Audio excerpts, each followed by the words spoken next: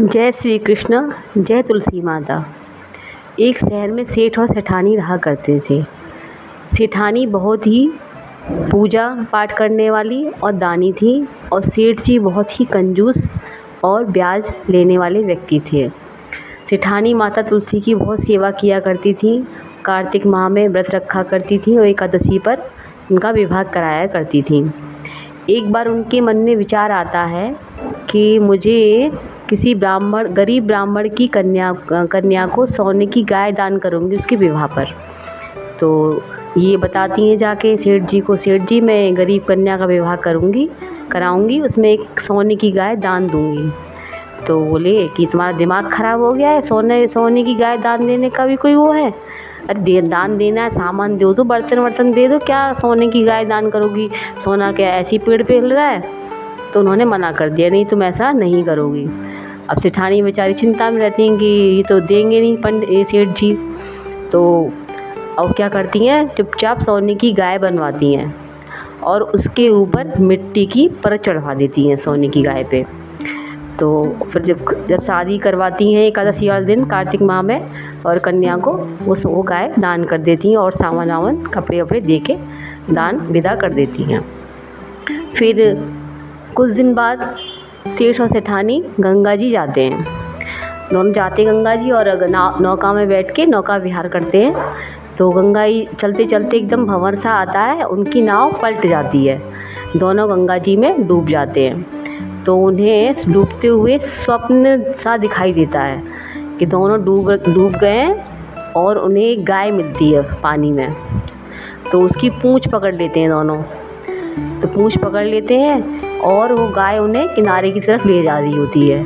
तो सेठानी बोलती है, सेठ जी देखना ये वही गाय है कि जो मैंने दान की थी? तो बोलते हैं कि लगता तो वैसे ही है वही गाय है। तो कि हाँ, सेठानी बोलती है हाँ ये वही गाय है जो मैंने दान की थी। तो पकड़ के आगे जाते जाते किनारे पे ले जाती है गाय, किनारे की तरफ ले जाती है। तभी जो गाय के ऊपर मिट्टी चढ़ी होती है वो हटती जाती है। तो सेठानी खुश हो जाती है कि पंडित जी, ये सेठ जी ये तो वही गाय है जो मैंने दान की थी। वो कैसे? कि देखिए इसे मिट्टी की परत हट रही है। अब सेठ जी कहते हैं, अरे सेठानी तुमने तो हमें लूट लिया, तुमने सोने की गाय दान कर दी। वो ऐसा कहते ही जा रहे थे और जो गाय के ऊपर मिट्टी की परत चढ़ रही थी वो परत छूट जाती है और उसी के साथ ही सेठ जी का हाथ भी छूट जाता है। तो सेठ जी पीछे रह जाते हैं और वो गाय सेठानी को किनारे तक पहुंचा देती है। अब सेठानी निकल आती हैं बाहर।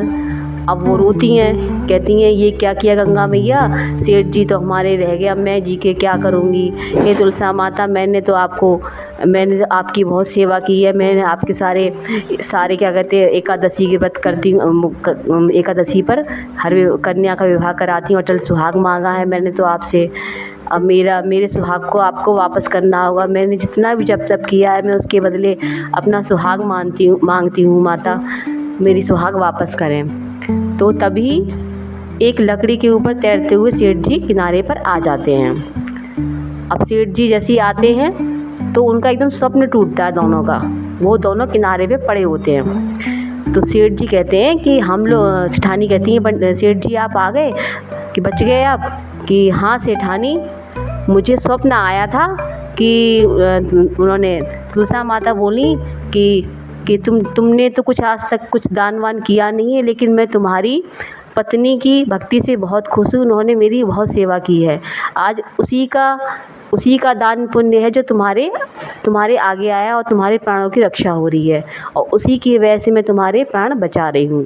तो सेठ जी माफ़ी मांगते हैं सेठानी से, सेठानी मुझे माफ़ कर दो, आज से मैं कभी ऐसा नहीं करूँगा, कभी किसी से ब्याज नहीं वसूलूँगा और कभी तुम्हारे दान के बीच में बाधा नहीं बनूँगा, मुझे माफ़ कर दो।